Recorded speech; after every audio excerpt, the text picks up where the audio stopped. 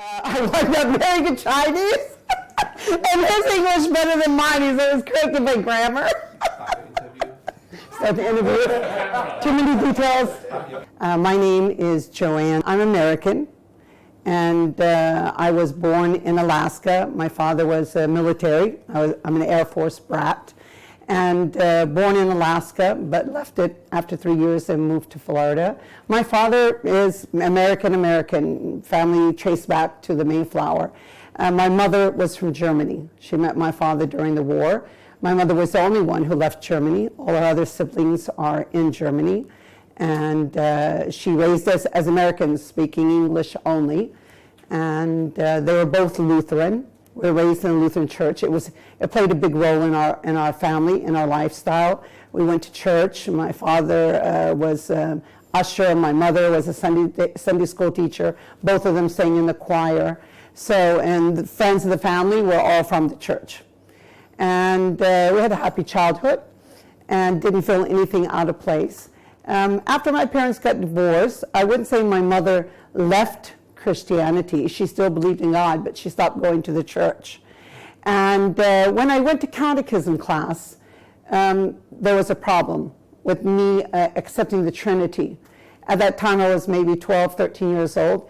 And they couldn't explain it to me. As a matter of fact, they got fed up with me and told me, you just got to have faith and you just got to believe. Well, if somebody is religious and supposed to be teaching you something, how can they get fed up with you or just want you to say, just accept it and move on? I was seeking the truth. That's what I wanted, the truth. And then as I got older, I was independent from the age of 14 on. I wanted to grow up and live my life. And I didn't feel that man's rule was the law that we should follow only. I knew there had to be a higher law, because who created man? God. So I wasn't sure. The Bible didn't give me the guidelines that I needed. And it changed from church to church. I went into Presbyterian churches, Methodist churches, never went into Catholic church because I knew definitely that wasn't the path for me.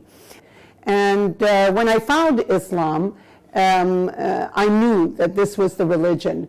This was brotherhood, sisterhood. People had trust for one another, even if they didn't know each other, because they were Muslims. Doesn't mean that all Muslims are good. You have many Muslims that don't practice the religion, same as in Christianity. So I thought nothing of that. And the bad Muslims or the Muslims who are not practicing their religion didn't put me off, because it makes sense. Nobody is perfect. Nobody's an angel. But I liked the belonging, the unity of Islam. And the directions, the guidelines came from God. And we had a real life person to follow examples. And that was the Prophet Muhammad, peace be upon him. And his character was something that was amazing. We had details of his character and how he lived his life. So we had something to look up to guide. It's not just the Quran. We had a true guidance. And that's what let me accept Islam. And that gut feeling came to me when I was in a disco.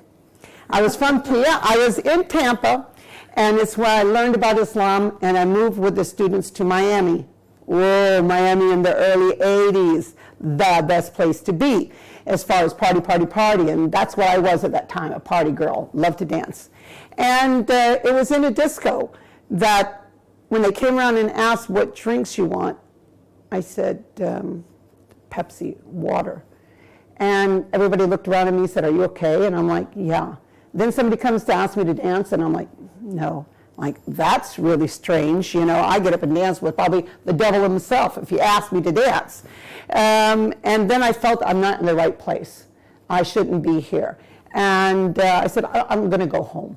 And we just got here, and I'm going to go home. And on the way home, I just had this feeling that you were searching for the true words of God. Now you know about it. You know a little bit about it. You know where it is. So I could die at any moment and not have accepted the true path. And nobody's promised life. Nobody's promised the next minute. And that's what you do. I didn't think twice about what is my mother going to think? What is my father going to think? What are my friends going to think? It's my life. I live it. I take care of myself. I take care of my children. I was a single parent with two small children. So it didn't cross my mind twice about what would happen if I accepted Islam. I knew I had to accept Islam. I knew inside, it's like that gut feeling. Go with the gut feeling. I tell my students that. I tell my children that. And I took my own advice. I went with my gut feeling, and I became a Muslim. And then I learned. In Islam, we are told, the first verse that was revealed in the Quran was Iqra, which could mean proclaim or read in the name of your Lord. So that's what you got to do. You got to proclaim who you are, what you are. Seek the truth and you'll find it. Trust your gut feelings.